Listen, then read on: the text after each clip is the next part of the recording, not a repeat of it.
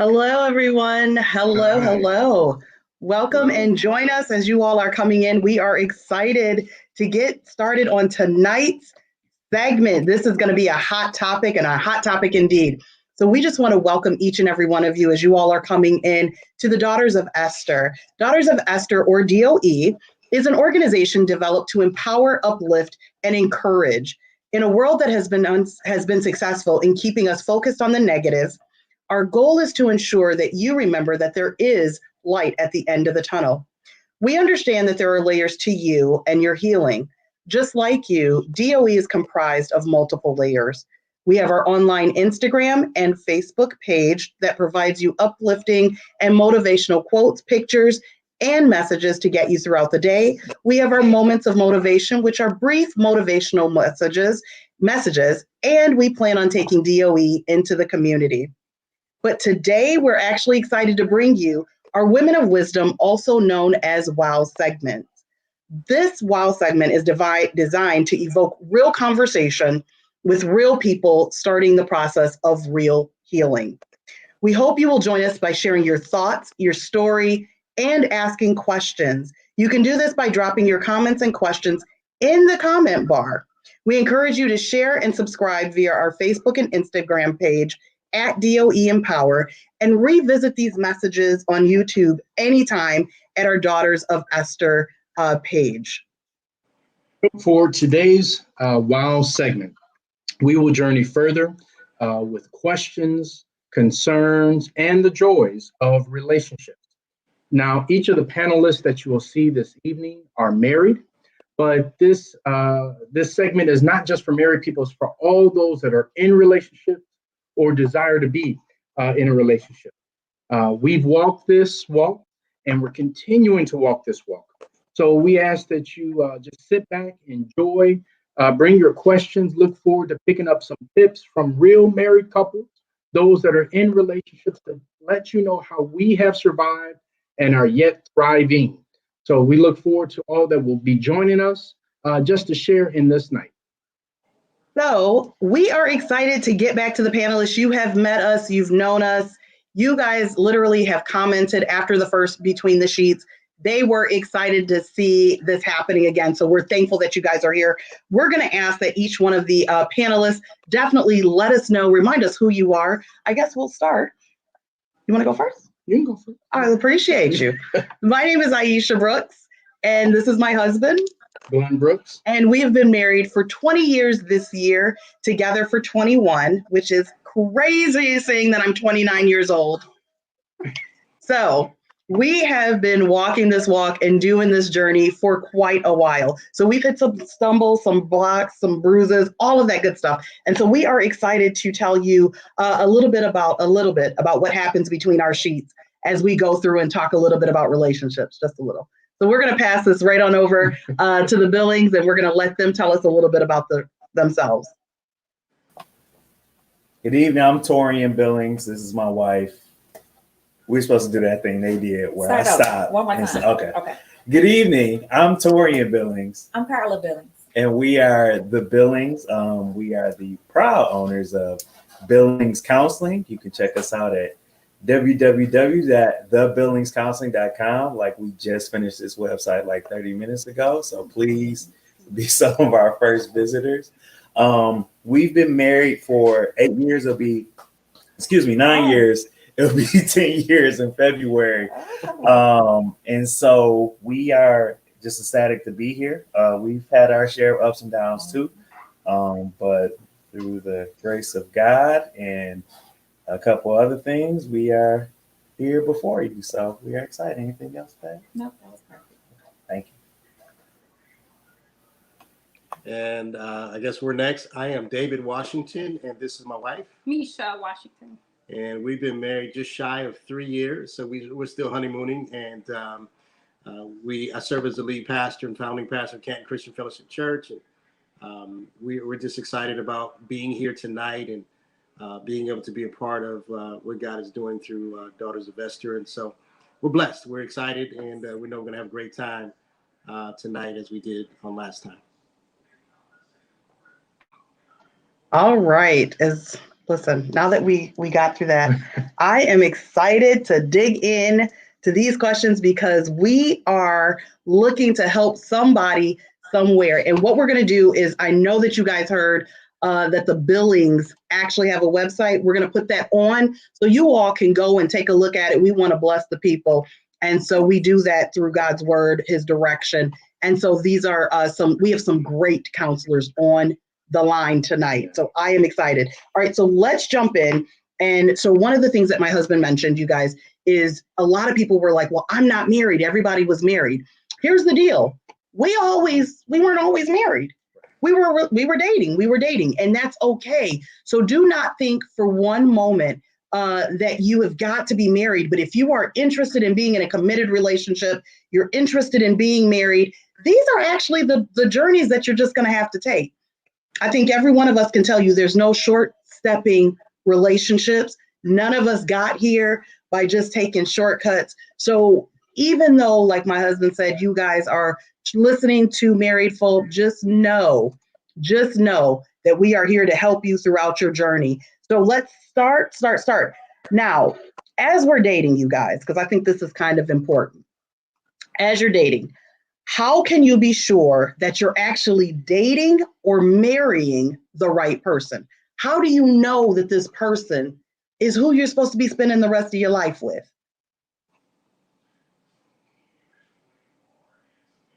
Yeah, we can go first.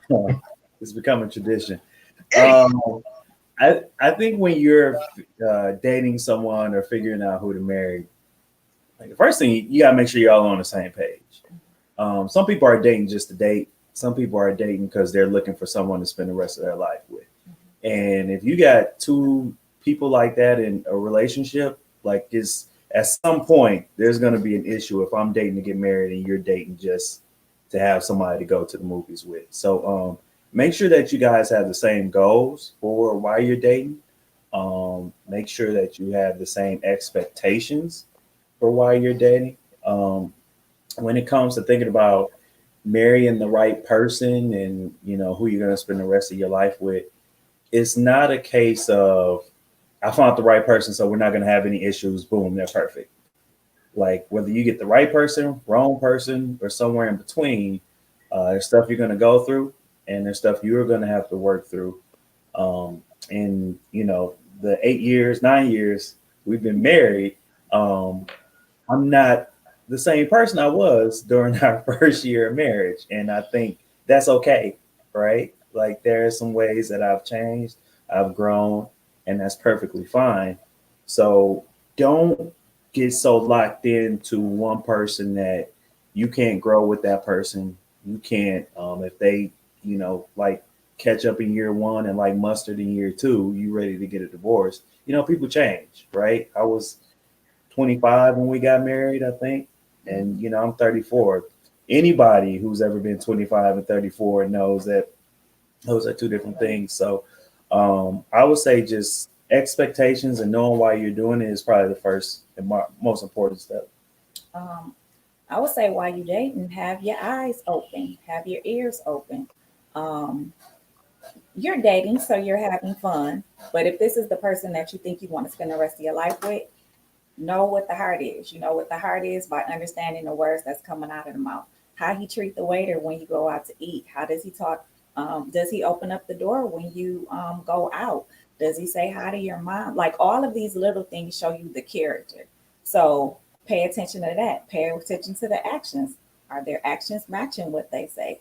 Like there are biblical kind of standards and principles for us to judge, but our eyes should be open when we're dating. Like you said, dating with a purpose. So then I think at the end of the day, you got a whole book of Proverbs that tells you if he's a fool or if he got some wisdom. You can look at Adam and see the criteria of a man. Adam was naming stuff and working. He wasn't lazy. So that's another thing there's so many things to judge by. But while you're dating, have your eyes open, know what you want.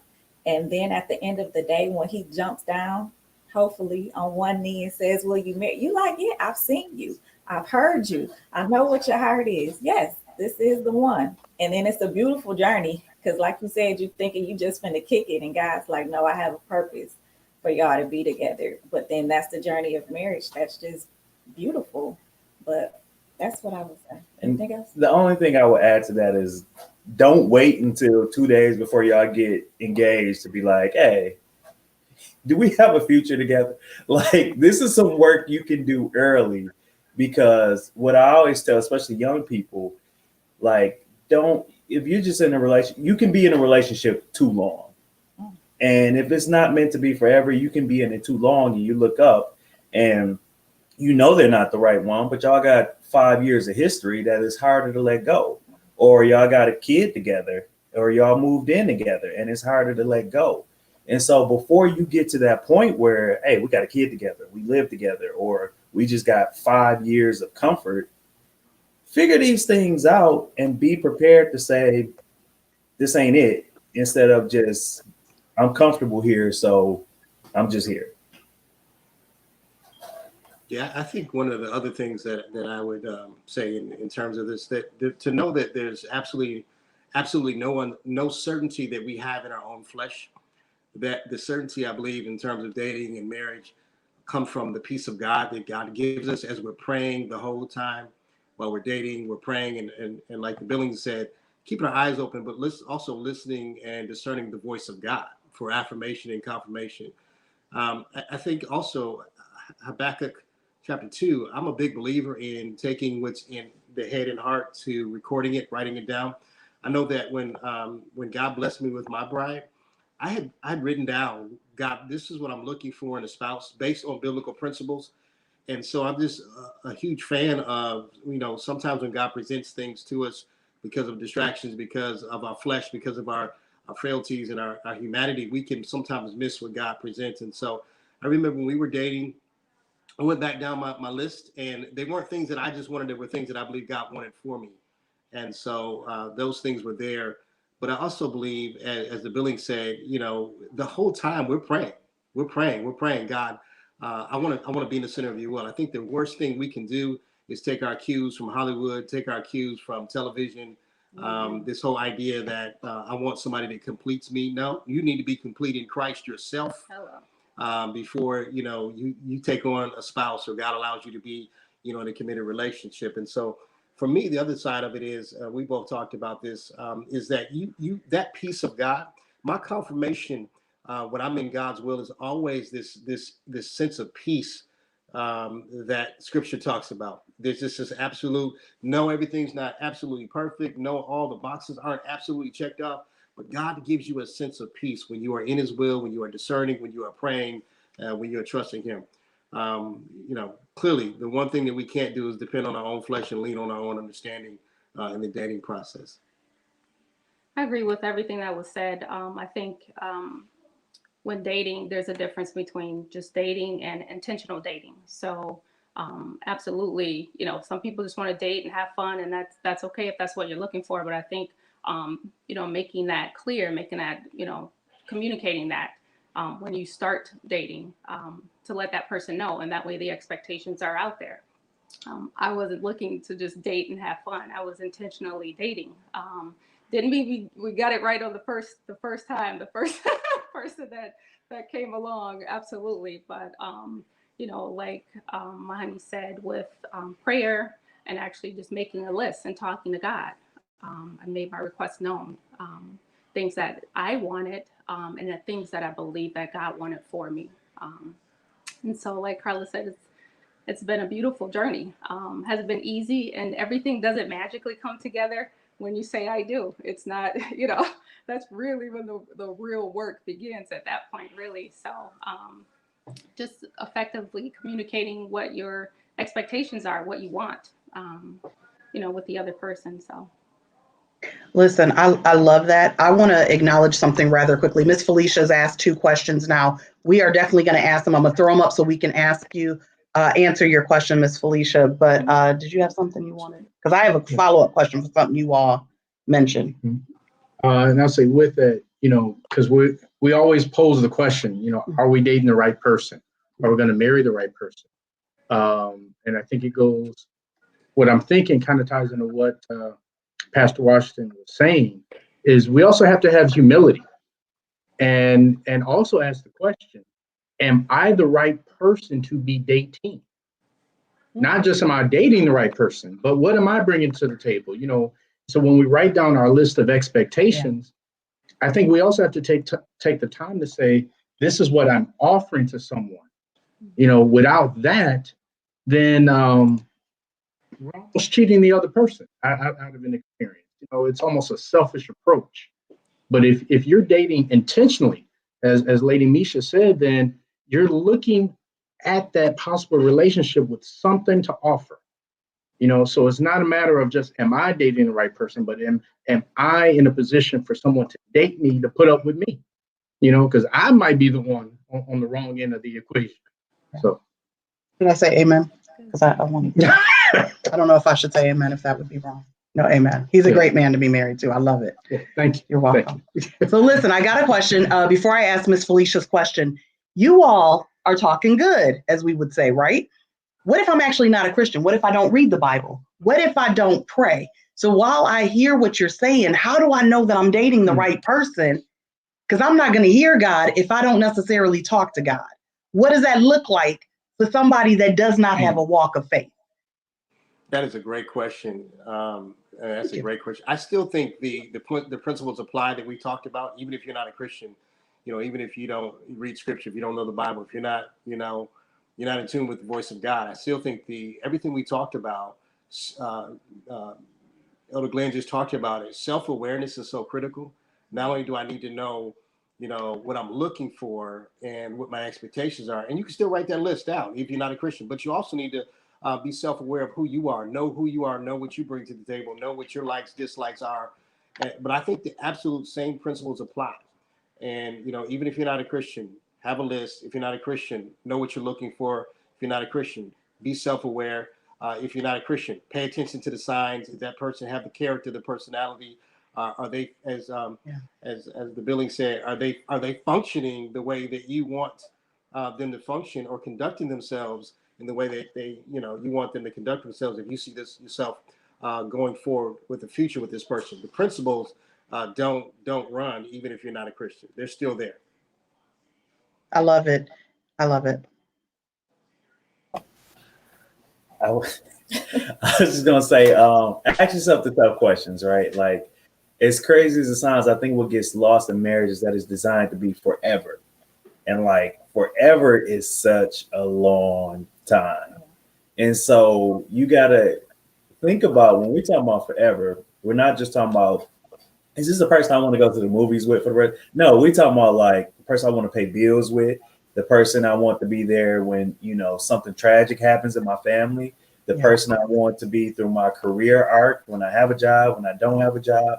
Is this the person you want to be with through all of these things? And if you're like, no, then you need to really start asking some tough questions. Why don't I want to be with that person? What is it about that that's kind of giving me some pause? And if it's something that you two can work through and come to agreement on, then, keep it going. But if it's like, no, then, like, again, do not be afraid to say, hey, we ain't here right now. We need to go back to the drawing board. And I'm just going to piggyback off the Washingtons. Biblical principles work whether you believe or you don't believe. Just like gravity. You might not believe in gravity, but go jump. So the thing is, it works. And the Bible, I love it. It's so practical. Like, everything is in there, is what you should be looking for. Kindness, love. Like, these are signs, no matter if you believe or don't believe, you should be looking for. The beauty of it is, I hope that you will get into the book to see how simple it is and then fall in love with him. But at the end of the day, what we just said works either way. I love that you said that. She said, jump. It will work regardless if you believe or don't believe.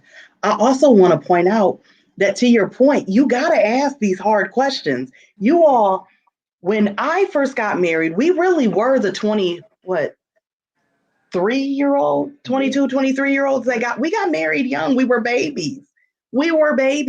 I didn't know to ask those questions, Torian. I didn't know to ask about my man's credit. Is he going to be the one that's going to pay bills? I didn't know. Do I want to go with him when I get sick? I'm never going to get sick. I'm 20 something, right? I live forever. I live forever. And so these are great questions because we don't think when we're dating that those heavy hitting moments are going to ever occur, but you got to ask, you got to ask. Miss Felicia, she has two questions, and we're going to start with this one. This one is, how do you establish boundaries when your mate doesn't know how? That's a good question because I think boundaries are important in every facet of a relationship. I don't care if you're married, I don't care if you're friends, I don't care if you're dating. Boundaries are probably one of the hardest things I've found that people have been able to build. So how do we establish boundaries when our mate doesn't? And I don't know what that looks like in her particular case, but how would you encourage someone to do that? Well, if I'm understanding her question, it sounds like she knows how to establish boundaries, but maybe your significant other does not. I think you have to communicate. And sometimes if our spouse or our mate doesn't have the knowledge or the wherewithal, sometimes it's required that we are the teachers in the relationship.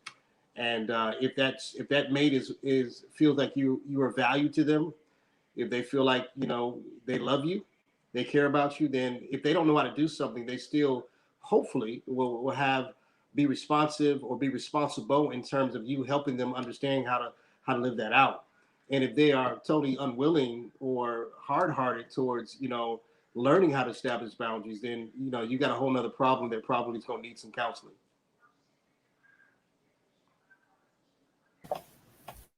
I will, I'll probably need a little bit more clarity on the boundaries part. I know kind of the beauty of me being married is I don't have a lot of boundaries with my wife, and we're able to share a lot of things. But I think when it comes to any relationship and boundaries, exactly what Pastor Washington said, you got to communicate what your boundaries are, and you got to kind of be firm in those boundaries. I think it's the best way to put it.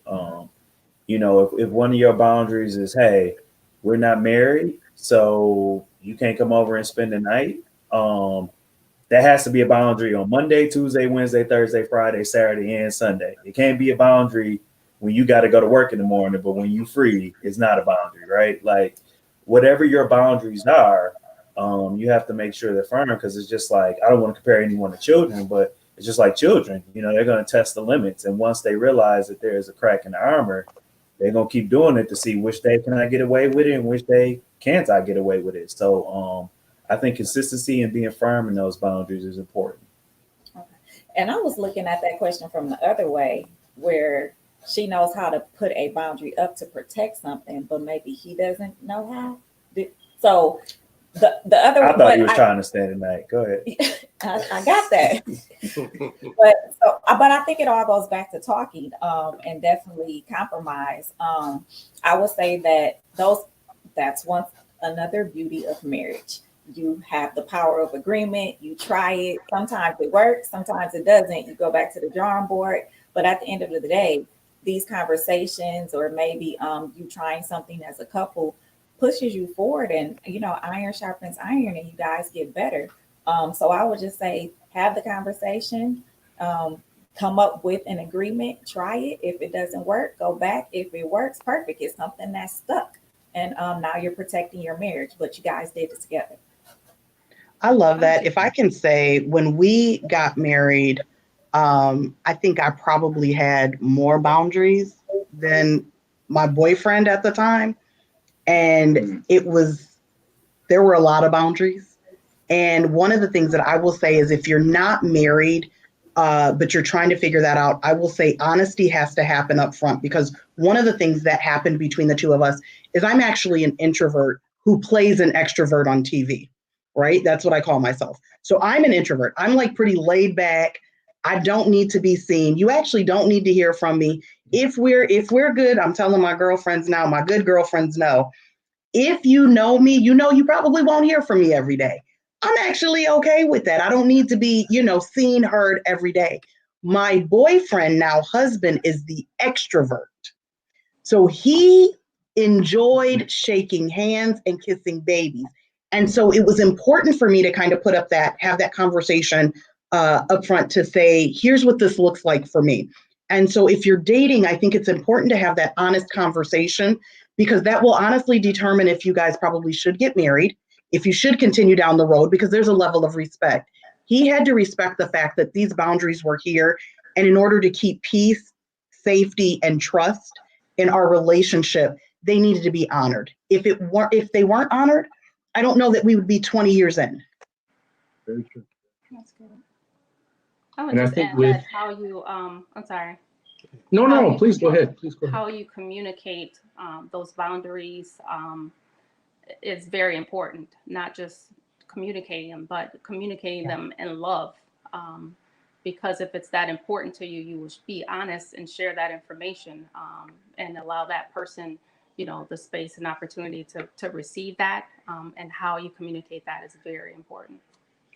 And to your point, everything we say has got to be done in love, with grace. Like if it was one of those, listen, I don't like all this, I don't like all that, it would have been, he would have responded differently, right? Like I've had one of them hands up moments, and they always came with the probably more difficult response than what was needed for the situation. But absolutely, Lady Misha, go ahead, honey. No, and I think it's also a matter of trust. Yeah. So when we got married, these cellular devices that everybody carries in their back pocket or their hip, they weren't as they were back then. Yeah. So and I'm mentioning those because for a lot of people today, their cell phone is a very private instrument, and some couples don't let the other look at their phone or use their phone. So to me, you have to be honest, you have to be upfront, but when we talk about boundaries, you also have to be trusting. Yeah.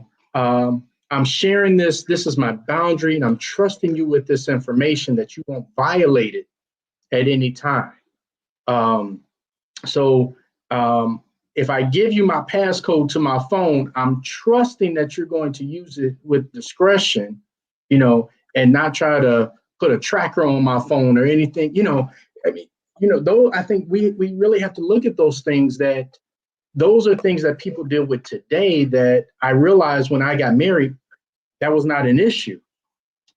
So I think when we talk about boundaries and when we engage other couples, we also have to look at when did that couple start and what was going on for boundaries to come into play.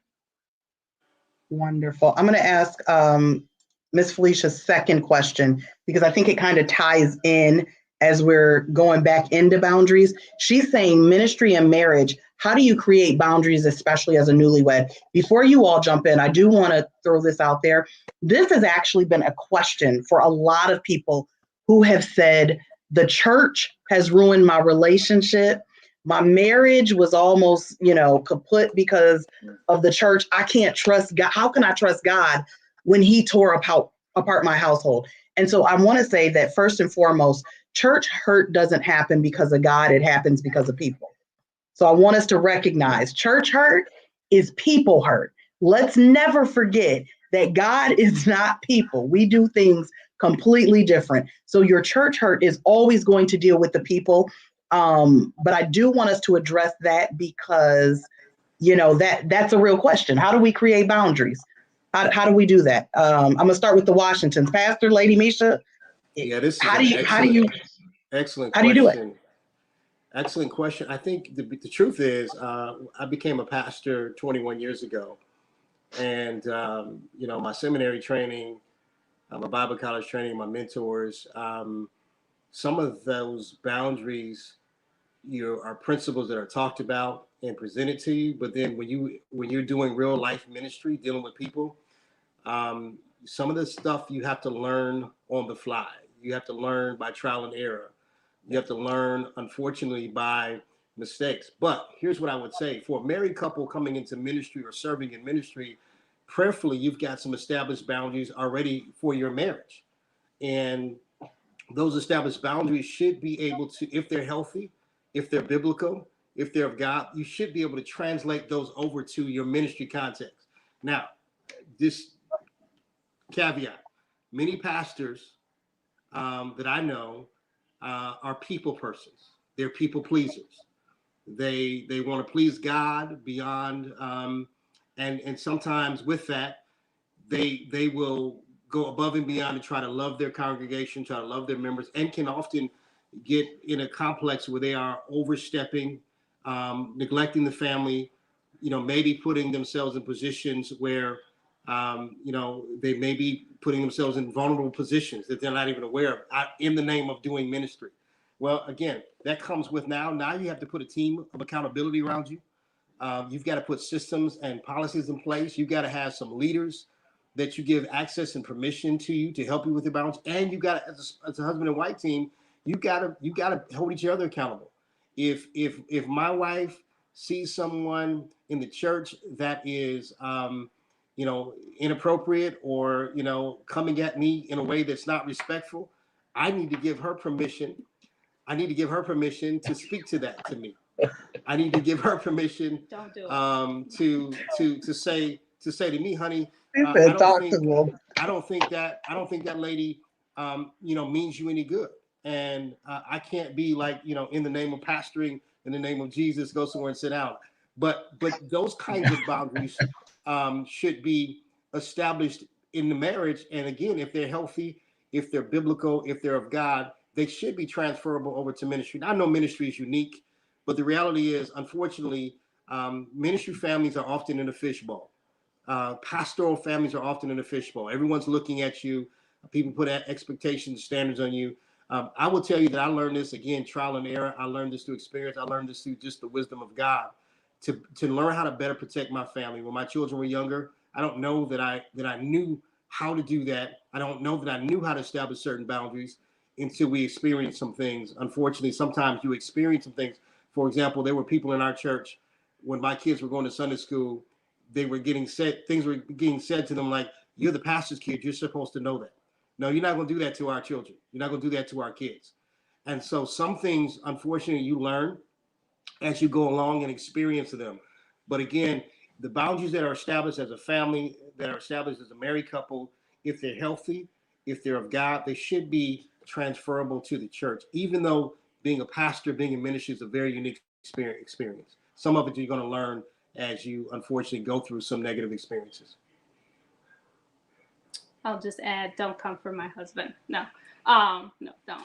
But just to his point, Say what you said, Lady Misha. She said what she said. but just to his point, we just always have to be reminded that our family is first, and we know that sacrifices will have to be made. It will happen, but I always go back to something that my honey said to me when we first, started dating and things started to get a little serious, and we were praying about it, and then he said to me that I was like, oh my gosh, because I was thinking when I first started wondering, like, where is this going, when we were dating, and I'm talking to God and I'm praying, and I'm like, oh, I had my list and those sorts of things, but I'm like, really, God? A pastor? Okay. So I just remember him saying to me that I just need you to be my wife. And that's what he said to me. And there was such a peace that came over me that I can't even explain it, but it just made me feel like and made me know and trust that God is in this and he's got us. So I have no regrets, and God is of course still with us. And so it's, doesn't mean you always get it right, doesn't mean it's easy, because that's certainly not true. But I just know that I always draw back to that. I just need you to be my wife when things get kind of crazy and hectic, and they will, right? Keep living, as my mom would say. But I always, draw on that, which is really big for me.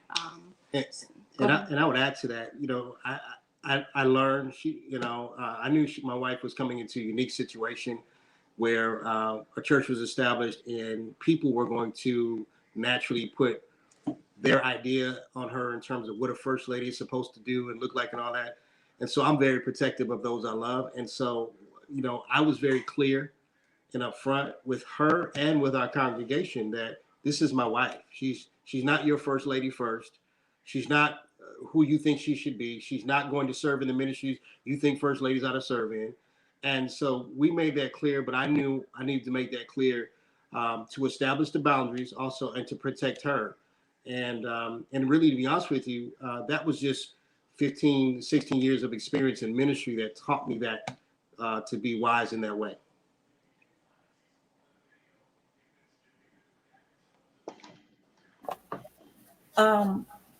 So I think we're the other side of the coin. We don't come from a pastor's family. We're not PK kids. So we really didn't have any expectations. I think the expectation for me was when I got saved that I needed to join ministries. I needed to get to work. I needed to volunteer.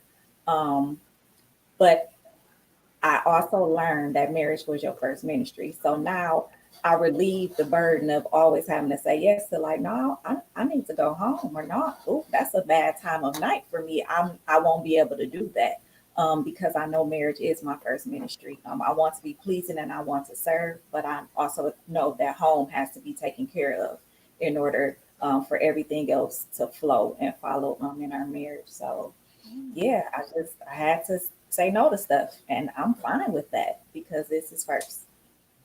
I just saw is that when it comes to boundaries in this and canceling appointments, anything like you never have to feel guilty about loving your spouse. You never have to feel guilty about making time for your spouse, and you never have to feel guilty about putting your spouse above any and everything. Because in this situation, you're gonna have to disappoint somebody, and it can be the church or it could be your spouse. And you got to live with your spouse.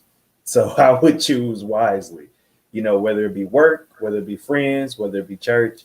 I think if you put your spouse first in whatever way they need to be put, I think you'll be successful. And you know, if you married a good spouse, which I'm assuming you did, they'll be understanding when sometimes a church meeting runs a little late or you got to go to a PTO meeting or whatever the case is. I think you all have given valid points. If I can give a quick testimony, because we are kind of on the beginning end of Pastor Washington's trial and errors, right? When we first got married, I think we had been married a couple years into getting saved. And I will tell you, we didn't learn any of these lessons until it was time to get a divorce, if I can be honest. We were, I think, 2-3 years when we first joined a church. You're married? Yeah. And married, we were 2-3 years married, and we were babies. I keep harping on the fact that we were babies because babies don't necessarily know what they don't know, right? They're impressionable, they're young. And so we were involved in ministry where I'm going to be honest, I was disappointed. I was slighted. And so when we got together, my husband, this great man that I married, I was like, I didn't marry a preacher. So what we're not going to do is we're not going to get into this church and you go crazy. Because what I don't think a lot of people realize is I actually was Muslim before I was saved. So I didn't grow up in the church. I'm with, the Billings family. I didn't have, I wasn't a PK kid. I wasn't any of that. We were Nation of Islam. So we didn't have that background. And ultimately, I married this man who did have a church background, did join this ministry, did realize he had a calling, and it felt like he drug me along with him. And because I was committed to my spouse, I was committed to his ministry. And because I was committed to his ministry, here he is, this young minister, and he was in all these meetings. I never once hindered what I believe God called him to do. However, God always called him to do it during our anniversary, during my birthday, during date nights, during nights. These were moments that I sacrificed and I persevered. So I think to Pastor Washington's point, there weren't any boundaries because I don't think we knew how to make boundaries. And by the time the boundaries came along, I was like, yeah, I'm going to leave you right here on the altar with the God that you serve. And God bless. It obviously did not end that way. For the record, it did not end that way. So I'm gonna say something real quick, and it's not to defend myself uh, in any shape, form, or fashion. I guess, but to be fair, ministry also called on my birthday, my anniversary, and so forth. So, uh, you know, It was just relevant on my half of the okay. anniversary. I think Sister Carla said it best in reference to Adam. So, and I would say for those in ministry, um, God called Adam, and Adam was working. Adam had a job. He was naming the animals. He said, "Let this thing be called a tree. Let that be called a cow, and so forth." But when it came time to his relationship with Eve, Adam was asleep. Adam was not conscious of what was going on. That's right. And for me, and just speaking for self, and like Pastor Washington stated, I know other pastors that have let ministry get the best of them. I think when it comes to our home relationship, we can't fall asleep on the job. It's not to say that we cheat God at all, but we can't. Adam's excuse was, "Well, God, this woman that you gave me." Well, yeah, we have to respect that gift. We have to honor it, and not take it for granted. So if we're talking about boundaries in our marriage or our relationship when it comes to ministry, respect is a huge piece of that boundary. Yeah. And without that, the walls or boundaries or whatever that you have are going to fall. You need respect. Absolutely. Absolutely. All right. We have the McCrees joining us. Hi, everybody. Hello. So we are going to jump to the next question. We want to know how important, as we're talking about relationships, how's important that our partner, our significant other, gets along with our families. And look at the maybe not McCrees, just honey. the immediate family, but also extended family. We're going to start with the McCrees. Tell your tale, because you both look to the left and the right. We know the tale, so that's why I said, y'all, we welcome in the McCrees. So tell the story. First, hello, everybody. We apologize for our tardiness. We got Bible study tonight, so we did what we had to do and then cut out, and then we're going to have to cut back in. When it comes down to the relationship with family, I have a twofold answer, and I'll make it very quick. Number one, it's very important that your spouse and your immediate family has a good relationship. I know for my wife and I, when we were dating, there was a strenuous relationship between my wife and my mother, and it was very difficult to manage in dating, and then it got worse during the first 2 years. I would say about 3. Okay, the first 3 years of our marriage, and I remember it, and it made it hard to the point to where when I would go to my mom's house, I wouldn't go to my mom's house with my wife. You know what I'm saying? I would go, I would see about my mom, and then I would leave. And I remember talking to my father one day, and I said, "Dad, at some point something got to break, because my mama and my wife are the two most important women that I have. I love my mama and I love my wife. And so what do I do?" And I remember my dad telling me, "Son, I think this is going to work itself out. But what you do is continue to talk good about your mother to your wife, and continue to talk good to your wife to your mother. And after a while, this is going to work itself out." And so I praised my wife to my mom all the time. This is what she's going over here. She's singing. You should come. She's about to start doing decorations, and she's about to start doing this. And to my mom or to my wife, Mama was saying that you look real nice in that skirt today. She was happy that she wore some stockings. Any small thing that I could find, you know what I'm saying, I was giving it, to my wife. And after a while, they started to get it together. And now they talk more than me and my mama do. And so, to anybody who has that type of concern, pray and then praise the one to the other. I would like to point out before someone jumps in, we are the Grand Old Church of God in Christ. And so that stocking comment was real. Yeah. That was, baby, that was a real comment. I felt that. She didn't even my fishnet didn't satisfy her life. And to me, it's a stocking just with a couple of holes designed. It's okay though. It had to be the real stocking. The packs. Just so y'all clear, the fishnet are a sin before the Lord. Come on. Come on, Billings, Washington. Is it important? Is it important? Because the reality is, y'all know the saying. Let's not act like we don't know the saying. I didn't date you. I'm not marrying you. I'm not marrying your mama. I'm not marrying your mama. I'm marrying you. I'm not dating your mama. I'm dating you. I don't, your mama, you. So these are real comments that people feel they can sidestep because the reality is you're the one that I'm getting married to. Why is it important?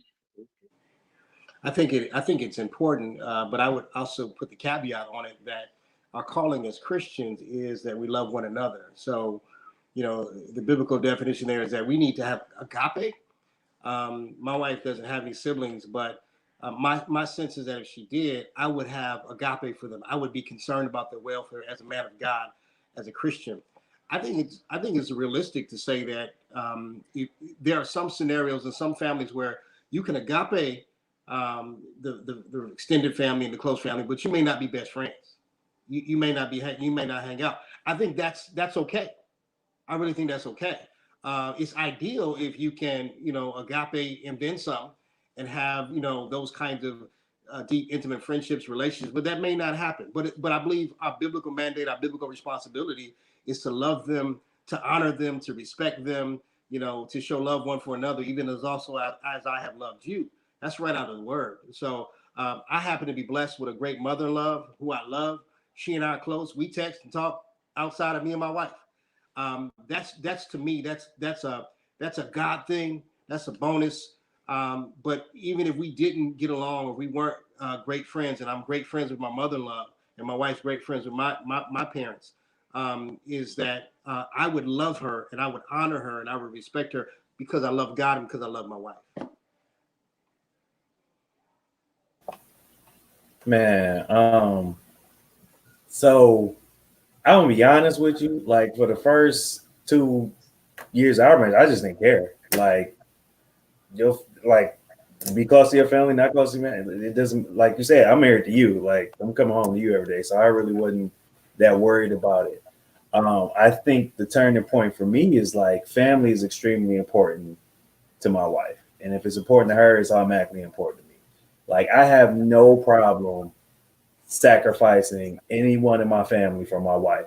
Like if you was like, hey, you gotta never talk. I love my family to death, but it was like you never talk to them again. I'm like, all right, well, we had a good run. But for her, it was family is so important to her that it was something that took a toll on our relationship. Where it's like, we can't have this relationship, kind of on both sides, but mostly on my part of like our extended families. And so I think that is something we have come a long way in the last couple years, especially with my mom. My cousin is someone who's important to me, and her and Carla have a really good relationship.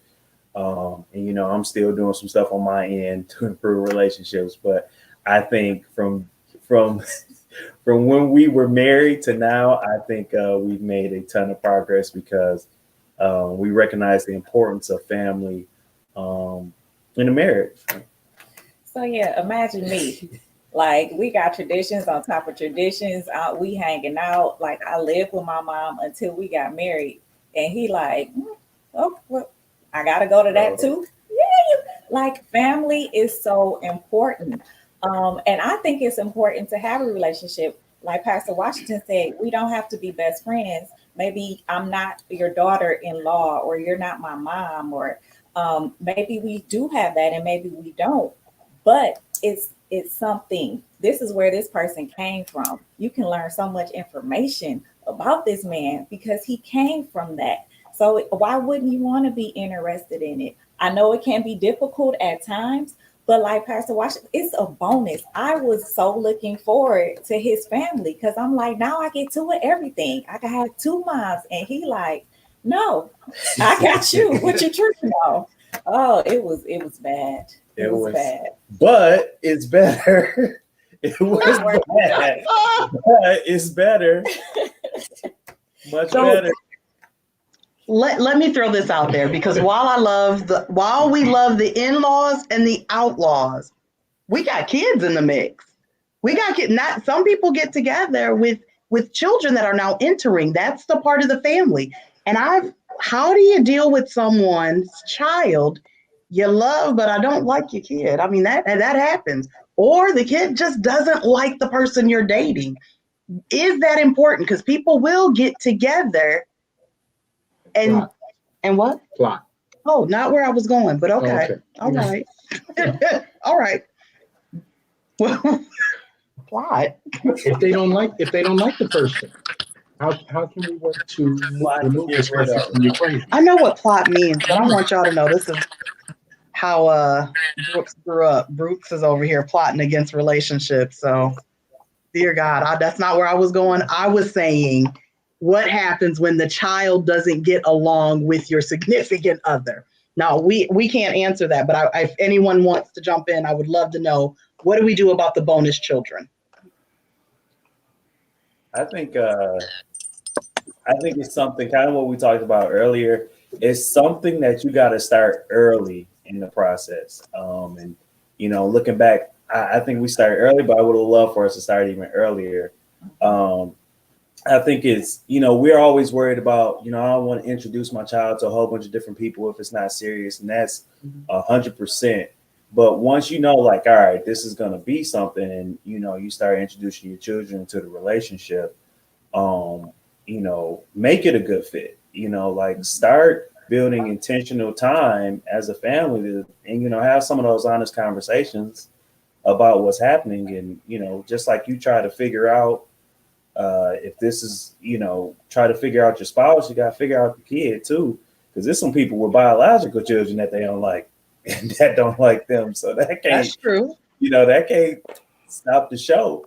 If it's not a good fit, it's not a good fit. But I think you want to do the things you can to, kids are, as a person who works with kids, like kids are pretty straight up, and kids are a lot more resilient and knowledgeable and flexible than we give them credit for.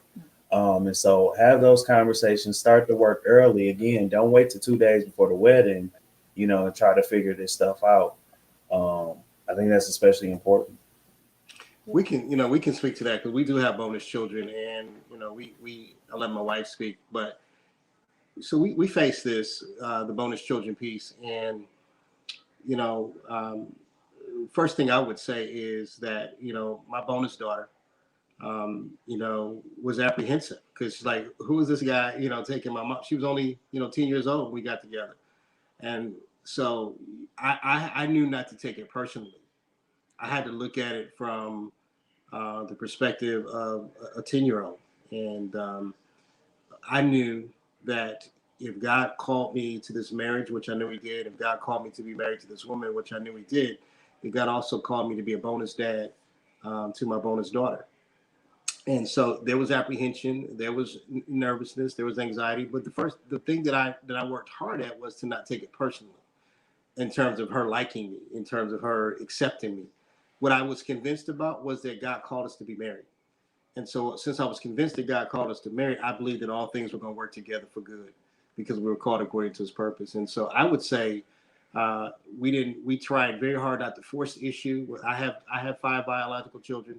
My wife had 1 biological daughter. We tried hard not to force the issue, but we tried to be available, accessible, and we just attempted to love them, to make sure that we agape them, and then ultimately we trusted God to do whatever he was going to do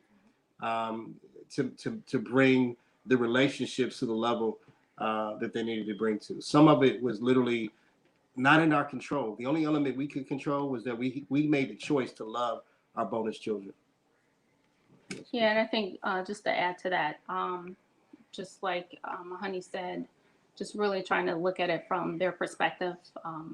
They didn't ask to be put in that situation. So just looking at it from their perspective and really just giving it time. We kind of want things in our own timing. Well, he's a great guy. Like, how can you not see that? Like, he's awesome, you know? So it just really, you have to be patient, and it really took time. So we definitely stayed, you know, in prayer. And God worked it out. I mean, in typical, you know, God and his infinite wisdom, he just works everything out. So we were sure about us and our love for one another. And we just knew we just had to be patient and let, you know, things just kind of progress in God's timing. So we just really, really tried to do that. So we've come a long way, I think. Yeah. Good to know. Good to know. And real quick, Pastor Washington, gonna kind of put you on the spot for just a moment, sir, because you had said agape love, and I guess for anyone that might be watching that is non-Christian or doesn't come from that background, could you just speak to what agape means? Yeah, that's the general calling of love that we are called to have as humans, to basically have an absolute and genuine concern for the welfare of our fellow man. That's the love that we're called to. We may not know the person in the street, or we may not know the neighbor next door, but our calling, as those of us who are believers in Christ, our calling is to have a general concern for the welfare of our neighbor. And it doesn't mean we have to know our neighbor or have an intimate personal relationship with our neighbor, but because of the Christ likeness in us, because of who we are in him, that we care. We're called to care about our fellow man, our fellow community. Did I answer that okay? Oh, yes, sir. Okay. All right. If y'all like that, give us some thumbs up. No. Yeah. Even if you don't like it, it was the truth, just to be honest with you. He answered the truth. So no, that brings us to our next question, because I think one of the things that we struggle with in relationships, and Torian kind of mentioned this early on when he was like, make a list so you don't waste a ton of time in a relationship you probably shouldn't have been in. And so now you're in it. I'm paraphrasing. That's not exactly what he said. But it was essentially you've gone further than you probably needed to go. How do we know when to stay and when to go? And I want to be the first to kind of, let me say this, because y'all heard me on the first message. I had a 5-year cutoff. Let me tell y'all, I literally said to my husband, I was serious about that thing. Those that know me know I was like, listen, 5, we're good. I'm out. We're going to be amicable. We won't have to look back. It is what it is, right? Pound it out. We're great. And that probably was not the best way to look at it. But it was real for me, because there were some areas that I was like, I don't want to deal with this. I don't have the fortitude to keep going with this. This is a mess. How do you genuinely decide when it's time to stay or leave your relationship? And I'm not talking about abuse. I want to throw up here, you all, again, we don't condone abuse at any level. So if there's any form of abuse, whether it's mental, sexual, verbal, physical, emotional, that's your cue. That is your cue. And we will give you some information. I'm going to put that up now. But how do we determine, you all, when to stay and when to go?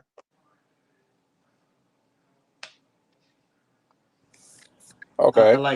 Go ahead. Yeah. All right. I think there's for everybody, there's an eternal warning sign on the inside that will scream, ew, ew, wrong way, or warning, right? Almost like a cartoon.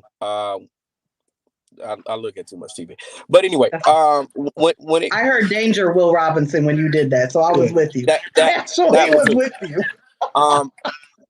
And so when it comes down to that, you have to make a decision, because we as people, male and female, we see signs. We see things that are red flags. We see things that are green flags or even the white checker flags that says, you know what, this is the end. You should be finished. You know what I'm saying? The question then becomes, as the manager of your own pit crew, if we was doing a race, do I continue or do I call it? You know what I'm saying? You have to make a decision. And I think people have to make a decision on whether or not they can stay and handle the crazy that you got to live with. If you can stay and handle the insecurity that I got to live with, can you stay? And when I say live with, I'm talking about the other person crazy, the other person insecurity, or you know, the other person's pitfalls and down settings. If you can make that decision to say, you know what, I can handle this, I can take this upon my shoulders, then all the best to you. If you don't believe you can do that, then it's really no hard feelings. You have to be able to do what's best for your sanity first. Because if you're not mentally healthy inside of a relationship, then you're not going to be able to be healthy for anybody that's in a relationship. I agree. Really? I think often. Okay. Go ahead. I think sometimes people get into marriage or relationships with the expectation that the other person is supposed to make you happy. And that's very dangerous to have that mindset, because it's not anyone else's job. It's not David's job to make me happy. That's something that I have to address and deal with before I even consider myself, someone to be dating, to be in a relationship. So I think that's the start. And you just have to be really honest and self-aware when you're in a relationship. I think just at all times anyway, but in a marriage, and talk about the issues in love. Sometimes it looks like you need a third party counseling to help be more objective. Sometimes that's what's required, but I think that some people have this idea that marriage is a feeling. I'm not in love. I'm not feeling this right now. I don't want to deal with this. And that's very dangerous as well, because, I believe that if you are open and honest with your spouse, and hopefully you are a Christian, but even if you're not, I don't know how you're making it if you're not, but if, just having that open and honest conversation and talking to your spouse in love about the issues that you're having, and really just trying to come together and go from there is big, I think. And so when couples don't do that, or if it's just, I'm just going to keep this all bottled up until one day, you burst, and who knows what you're going to say or do at that point. So sometimes people just feel like they just seem like they're in their feelings about their marriage or where the marriage is at that point. And I'm always a believer of kind of where you are is not necessarily where you're going to stay. So life's going to happen to us all. So this may be some tough spots, deaths in the family, some financial, struggles and that sort of thing. But that doesn't mean it's always going to be that way. And I think God can bless those opportunities, and you grow together and come out of it even stronger when you talk it out, with your spouse, and you go through it together and not feel like, you are, alone in that. So that's what I think.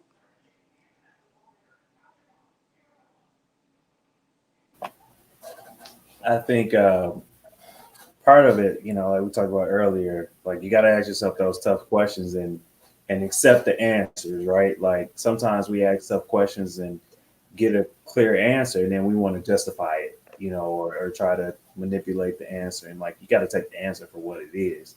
I think for me, we all go through ups and downs, so I don't want anyone to mistake a down for it's time to leave. That's just a part of any relationship. But like I know for me, my wife adds a immeasurable amount of value to my life. Like because of my wife, I'm a lot better than I was without it. And so if I'm with somebody who isn't adding any value to my life or makes me feel like I'm I can think of some people I'm around where like I'm not as good of a person as when I'm with other people, right? I find myself, saying, doing, feeling things that I probably shouldn't be saying, doing, feeling, and I probably need to, cut that relationship loose. And so think about like what's going on in your relationship. Like, how have you grown? How's this relationship grown? How is your life better because of this relationship? In what ways are you more patient because of this relationship? In what ways are you more kind because of this relationship? Um, in what ways are you displaying love because of this relationship? Not just to this person, but to the people around you. And if you look up and it's like, I ain't got a lot of answers, then your relationship isn't bearing a lot of fruit. And if it's not bearing a lot of fruit, then you really got to rethink, is this a good relationship to be in? It doesn't necessarily mean that things are going perfect, but it means that there's some payoff from being in this relationship, right? Like God's getting some sort of glory in some way, shape, or form from this relationship. And if it's not, then it's probably not a good relationship. I think for me, when we talk about the highs or the lows, a lot of people don't sit and rest and learn in the lows. They just think, oh, it's a feeling, something's wrong. But love is commitment. Love ain't a feeling. And we teach kind of a track in biblical counseling where we talk about faith over feelings. Sometimes you might feel this way. However, we're still called to walk by faith and not by sight because it will get better. But your feelings doesn't dictate the action. Just because you feel like it's not going to work, just because you feel like the love is gone, it's not time to give it up. It's just time for you to get into the word, try to figure out what am I doing, what it is about me, how can I improve me? You improve you, I think that this will get better. This will always work when this is in line. And that takes faith over feelings. But a lot of times I believe the meaning of love has been reduced to a feeling. And I don't like that at all. It's a commitment. I just want to add one piece, especially for marriage. Like, try everything. Like, don't put it all on the field. Like you gotta leave it all on the field. So don't be like, man, we went to one counseling session, it was bad, we're getting a divorce. Like, maybe try 2 counseling sessions. Maybe try a different counselor. Maybe try, I don't know, reading a book together, watching a TV show, coming to see us. I don't know. But try everything you can before you just say it doesn't work. Because if, like Carla said, if you just going like, I feel like it doesn't work, you can get divorced, 5 out of 7 days it doesn't work. So please just try everything before you decide it doesn't work. And if it doesn't work, you can feel comfortable saying we gave it our best effort and it didn't work. He said, come and see us. Yeah. I put that scrolled at the bottom of your screen. He said, come and see us. Listen, basically, I heard Torian say, don't be like Aisha. Don't give ultimatums. Don't throw it on don't be quick to shut it down. She got to shut it down, spirit. Yeah, that was a boundary that did not work. Yeah, that's what I heard. No, that's a college degree. That's not marriage. I heard Torian say, don't be like Mrs. Brooks. So listen, I got a question for you all. Now that we're in this committed relationship, now that we've committed, because, she said, Sister Billin said, love is commitment. That is a t-shirt. But here's my question. Now that we're in this relationship, we've done these ups and downs, right? We've gone through the journey and we're past the honeymoon stage, and there's not as much honey on the moon, if you will. So now we are stuck. We are stuck. What do we do when we've got a struggling sex life? When our sex life is struggling, there's intimacy that's missing. And let me be honest, first and foremost, you got to identify that it's missing. We got to identify that there's a struggle. We don't need to get complacent. So I want you all to realize I want you all to answer, how do we realize that we've gotten complacent? Or what do we do to get out of the struggle? I bet you the McCree's going to jump in first. I bet you. I love the question. I think healthy relationships actually talk about their intimacy, their sexual intimacy. I know we do. We're consistently talking about it, and we're consistently communicating about it. And so, if those things that are important to you in life, you talk about them, you meet about them, you discuss them, and sexual intimacy is absolutely critical, important in marriage. And so you have a discussion. So that in itself puts you in a position to be self-aware of where you are in your sexual intimacy, your sexual relationship, because you're constantly talking about it, you're constantly communicating about it. We're so open and honest about it. We'll send each other text messages like, "Hey, what's up? I ain't seen you in a couple days, and Come on, I ain't seen you. That's sweet. Okay. I PG'd that for the audience that's listening, but we wrong, Pastor. What did the text say so we can take notes? Take notes now. What does the man say? What is like? The Elder Glenn says some things in your cell phone got to be left to just between you and your spouse. But amen. There's an absolute self-awareness, a couple awareness that's necessary with sexual intimacy, and you're talking, you're communicating, and just as in anything else in a marriage, when something is off or awry or unhealthy, it's time to sit down and have a discussion. It's time to sit down and have a conversation. To what happens with couples is when this particular area goes awry or gets stale or loses its fire, too often it's shoved under the rug and it's not happening or it's ignored. And so one day becomes 30 days, and 30 days turns into a couple months. And that's the danger. And that's exactly what the enemy wants to happen. But remember, we know this, and this is a lesson we've had to teach to men, primarily the intimacy doesn't just start in the bedroom, right? Intimacy starts with our daily interaction, engagement. We like to read our couples devotion we read together. We like to watch certain TV shows or certain movies together. I'm the one that'll get busy and locked in. I give her permission to say, "Hey, come on home. Reel it in, get on back." And so, and we have that kind of dialogue. But I think again, it's the open, honest discussion. It's the couple intimacy awareness. It's the discussion about it, and it's the conversation, because this is a critical component of marriage. We all know that. Those of us who are married, this is a critical component of marriage. And so, one of the things they taught me when I went to seminary is don't ever let the home fires burn out. And so I learned that. I took that seriously, because again, when this part of marriage is not where it should be, Paul talks about it clearly in Corinthians 7, that, don't deprive each other of this area lest you be tempted. And so it's biblical, it's honorable. God blesses us to be able to have sexual intimacy between husband and wife. And it's a gift that we ought not ever ignore. Any gift that matters to you, you should never ignore it. Man. Okay, I'm going to say this real quick because we got to get back to church. Let me do it in order. Try, communicate, experience, and then rate it. So you got to try whatever it is that you want to do. Okay, which means you got to communicate what it is that you're doing. So when you do that experience, then you rate whatever it is that was done.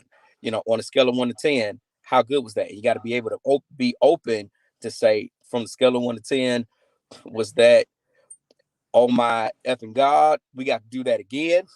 Or is that, no, I go without that? Don't be scared to go beyond your comfort zone, because this is what I found out about intimacy.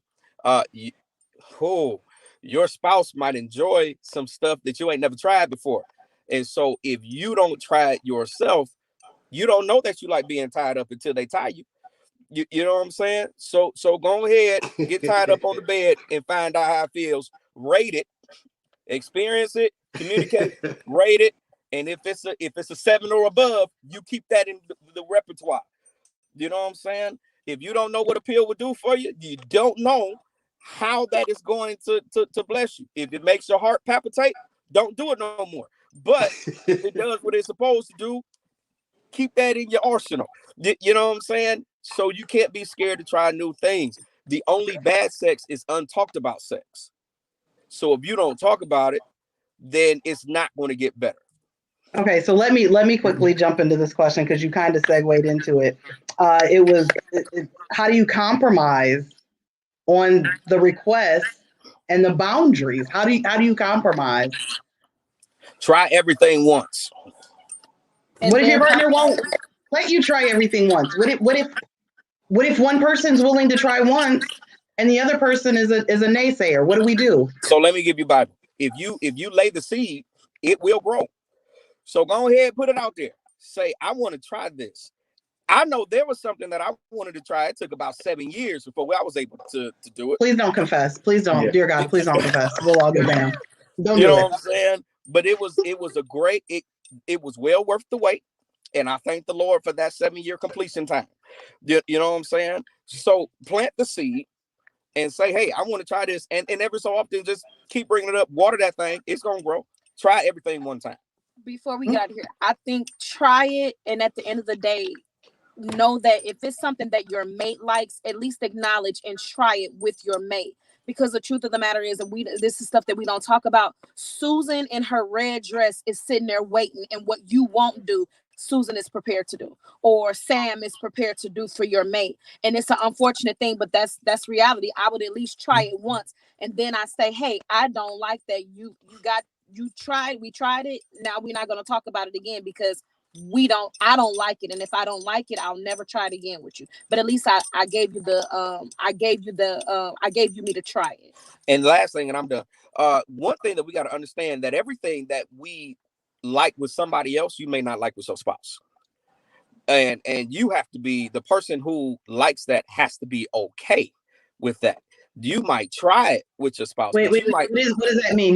So you're saying that what I like with somebody else, I might not like with the person I'm married to. Is that what I'm Absolutely. understanding? If it was Okay. like premarital sex and you were Correct. make it clear, brother. Well, You make excuse me. people think, However No, you I just want to smash, make sure I'm clear. I you was know what I I'm was saying? married, so I Your don't know. smash partner that you had before your wife, you or your spouse, you may like whatever you used to do with them, and you may not like that with your wife. And it's okay, because you don't like everybody's cooking the same. So the things that you do like, continue to do. Try everything one time at least. Let the Lord bless you. Who's following up after the McCrees? Which one of y'all is coming in to mop up? He said your smash partner may not. Who's coming in now? I don't know what hasn't been said that really needs to be said at this particular moment. I do agree, whew, one thing I always say is, if my wife don't do it, that means I got to go my whole life without it. And again, as previously established, the rest of my life is a pretty long time. So don't make your spouse go the rest of their life without something, whatever that something is.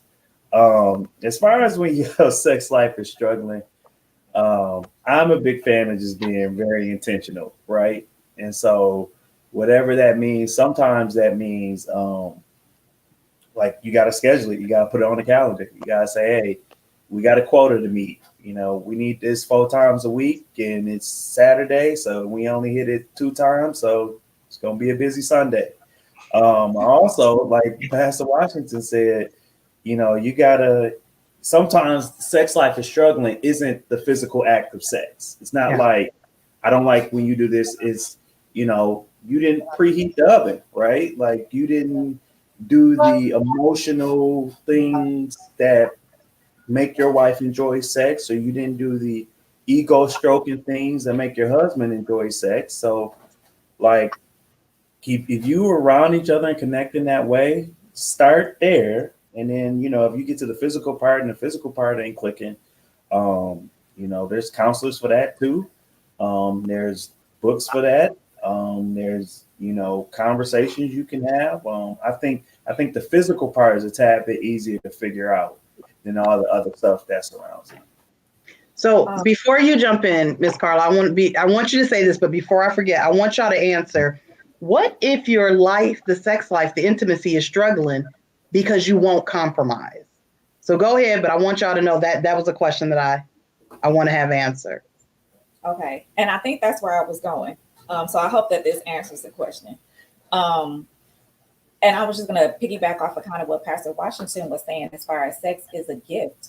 When you get married, like this is a gift. Like what do you do with gifts? Like you unwrap it, you explore it. Like it's a gift. Of course, there's boundaries set up by God around it to protect it. So as long as we ain't playing outside of this fence, he said throw. As long as we're not playing outside of this fence, let's explore everything on the inside.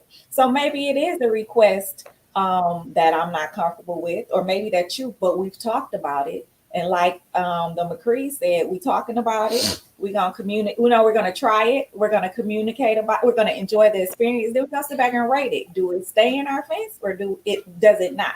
But I think we both owe it to each other to explore this gift together. And whatever you want to do, I'll try it once. If I don't like it, we ain't doing it no more. But I've tried it. Are you satisfied? I think about, like, we always talk when we do counseling, we always talk about how intentional the Bible is. And the Bible, in a lot of different spots, puts the word all very intentionally, because it could read, trust in the Lord with your heart, but it puts trust in the Lord with all your heart, because there's a difference in those two things. And I think marriages work the same way. So if you're not compromising, when we have to compromise in the marriage, it's not just we have to compromise with finances. It's not just we have to compromise with, children and raising our children. It's all, right? Like we have to compromise in all areas. And so if you're not compromising your sex life, what makes your sex life so special that you don't have to compromise in it? Like, why are you cool compromising with your money, but not compromising with your sex life? The Bible talks about basically your body belongs to me, my body, I'm trying to say your body belongs to me, my body belongs to you. And so like we need to do some compromising in order to make this thing work, just like in every other area of our marriage. I think that goes to love. Love is a sacrifice. So it kind of speaks to that.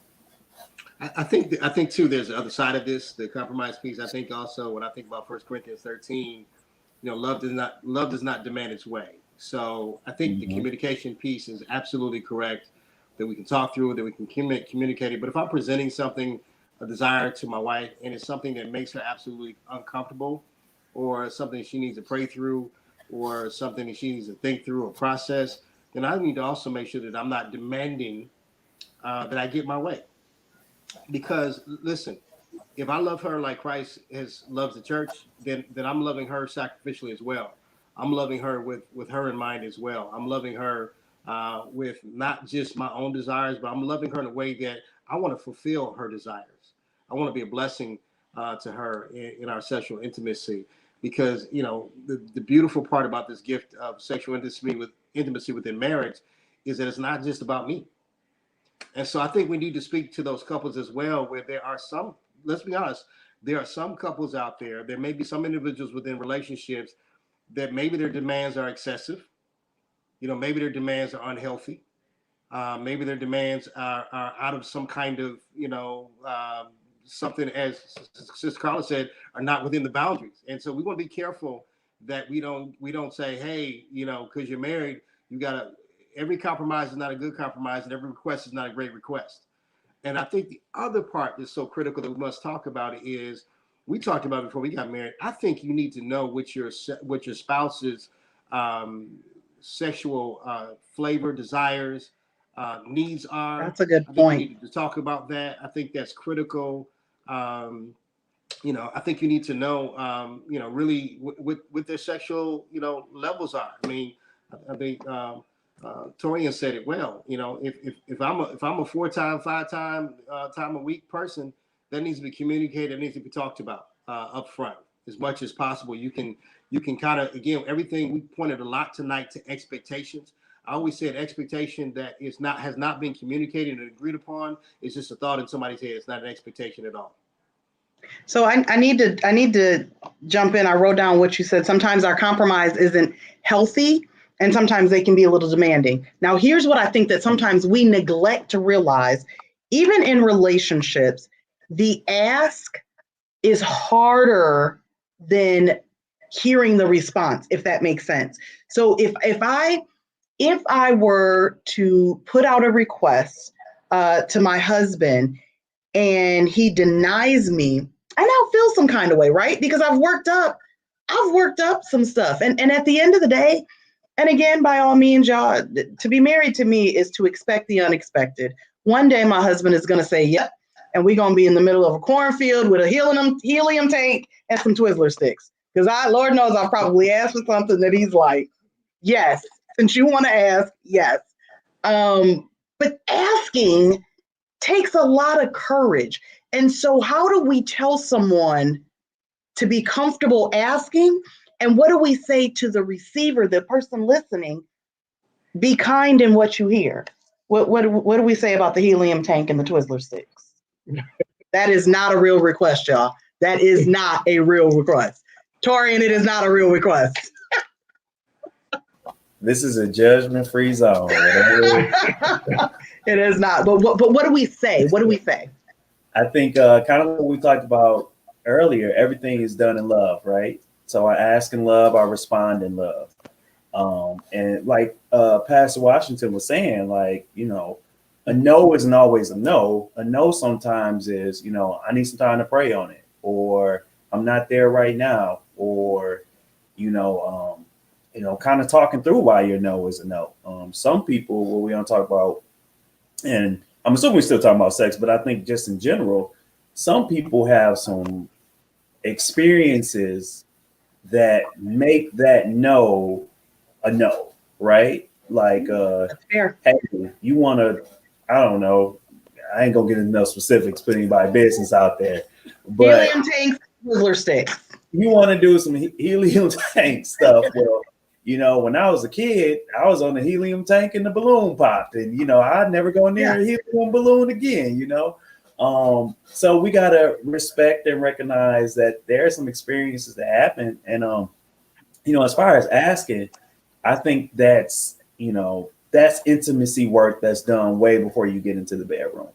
I want to have a marriage where I feel comfortable coming to my wife and asking her any and everything, with the understanding that there can be a no, because I know when she tells me no, it's going to be a good reason for a no, and she's going to give it to me in love and not just, judge me or look at me differently because of my no.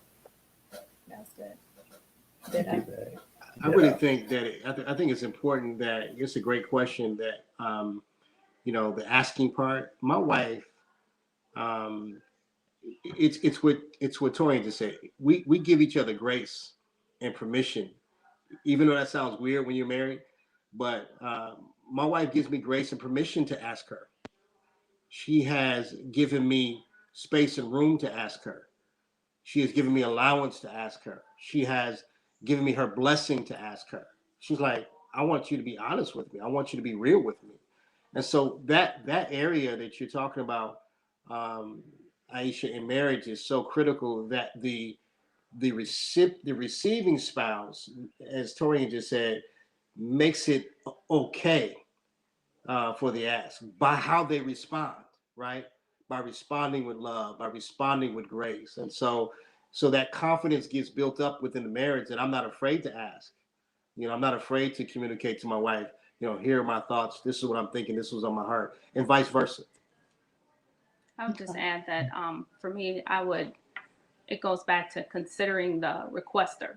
So because I love him and I'm in love with him, I don't believe he's going to ask me something that I'm going to be uncomfortable with. However, if he does, I would have to take a look at, well, he's asking for a reason. And then we could talk about that.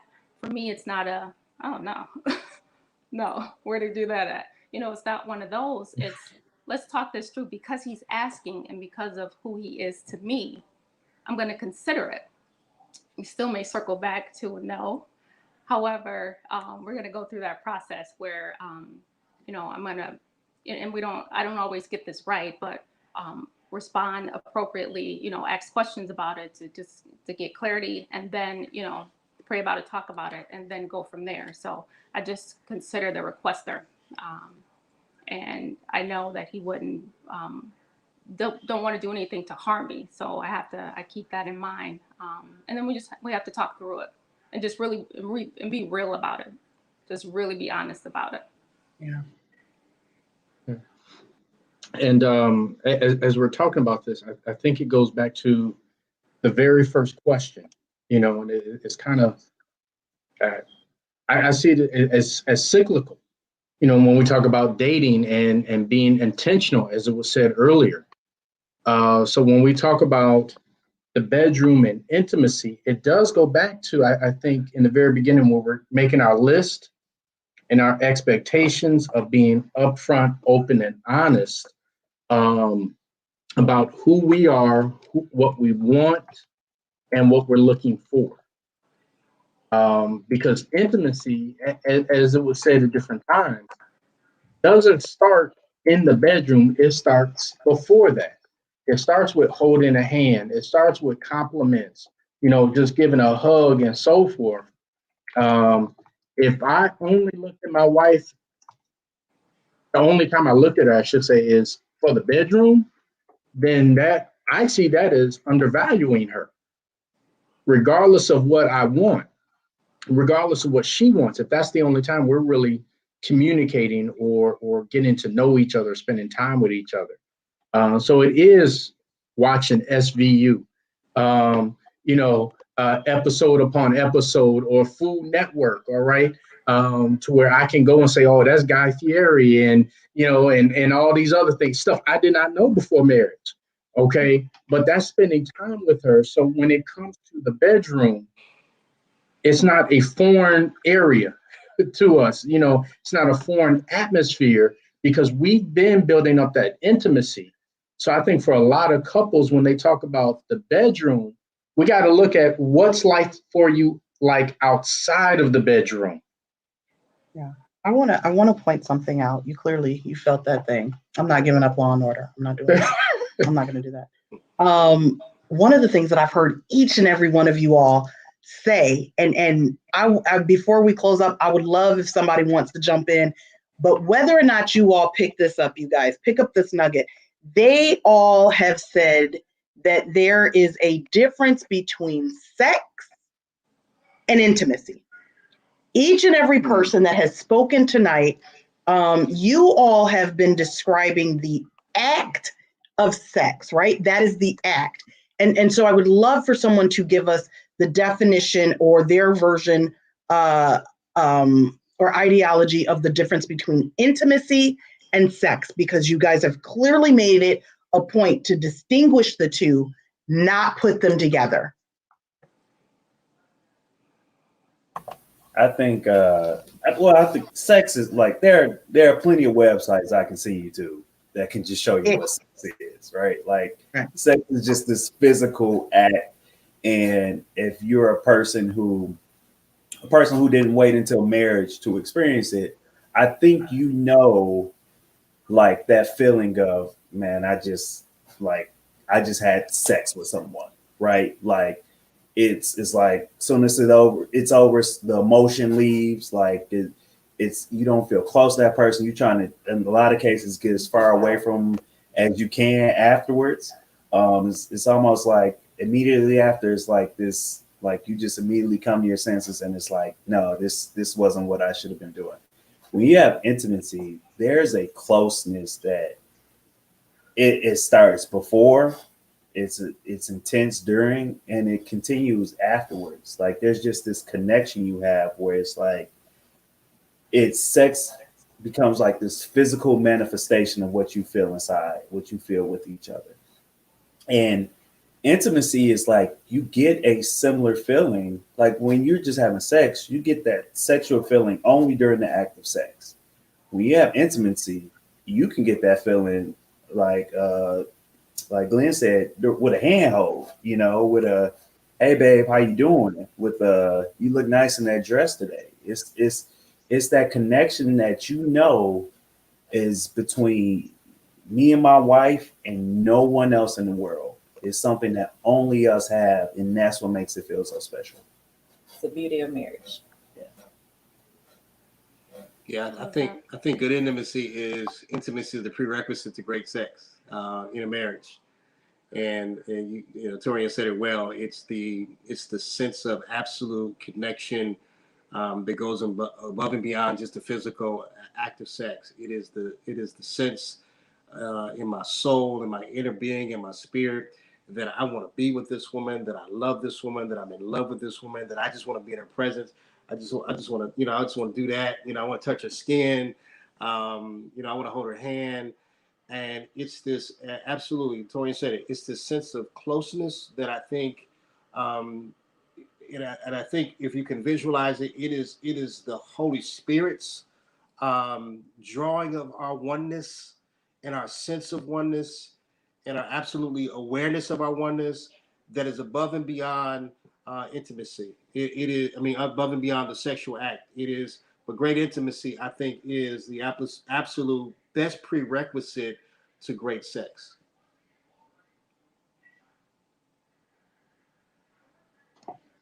All right. Yeah. And I'll say that this session, this night, was a request from our first session. As people said, you know, there's still some more questions that they had. So thank God for each of you in agreeing to do this.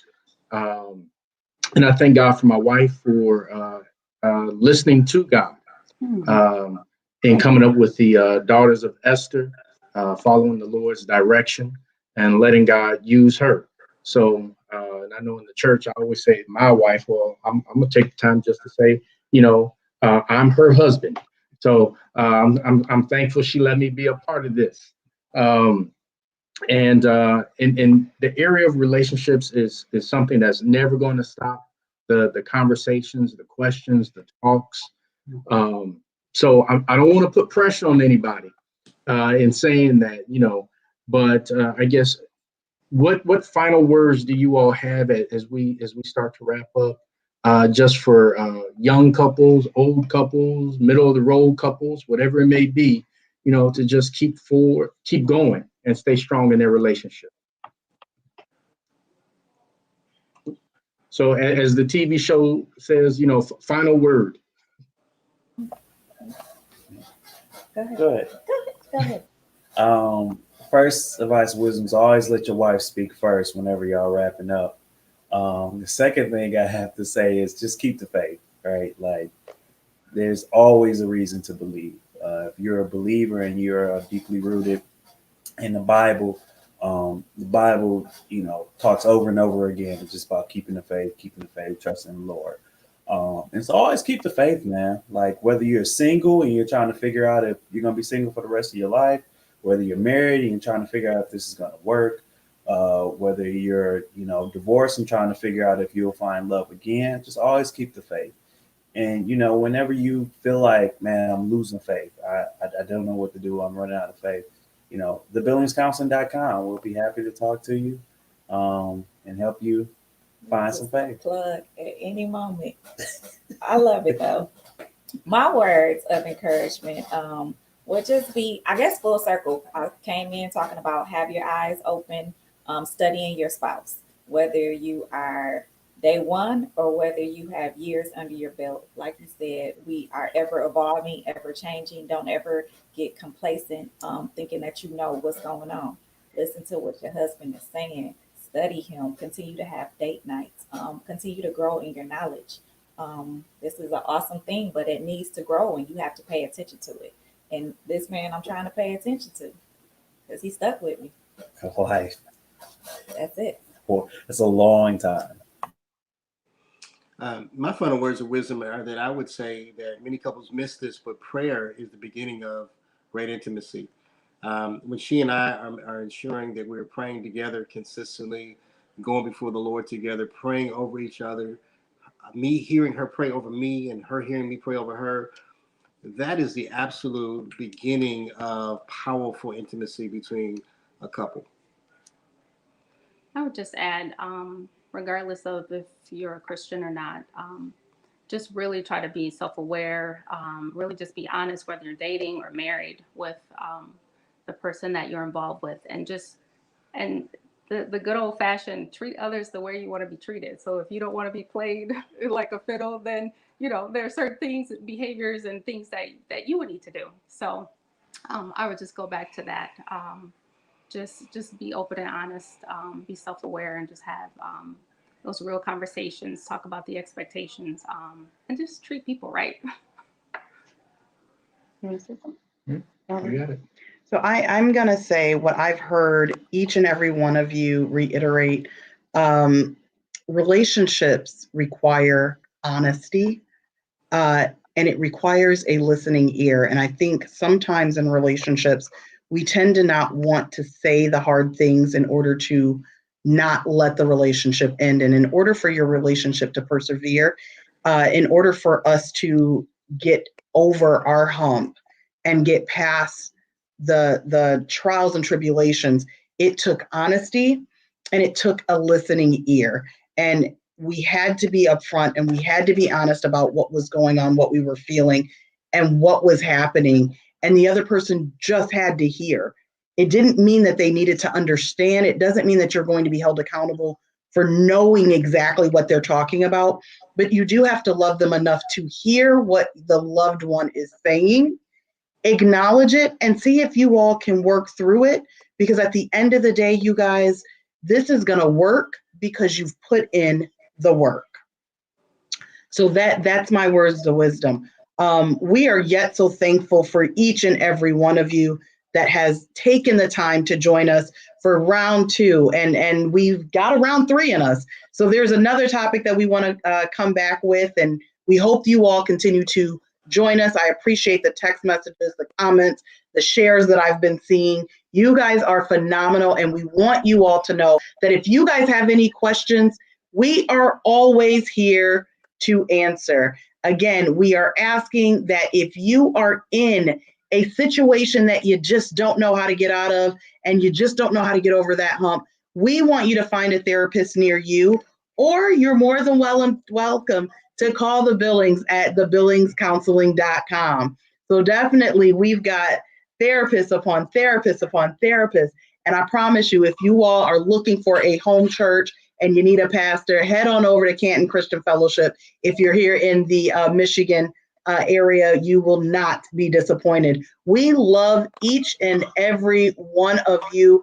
We are yet so thankful and we're yet so grateful that you've taken the time to not only listen, to not only acknowledge and to ask these questions. God bless each and every one of you, and may God smile upon each and every one of your relationships. Have a good day, guys. Bye. Bye-bye.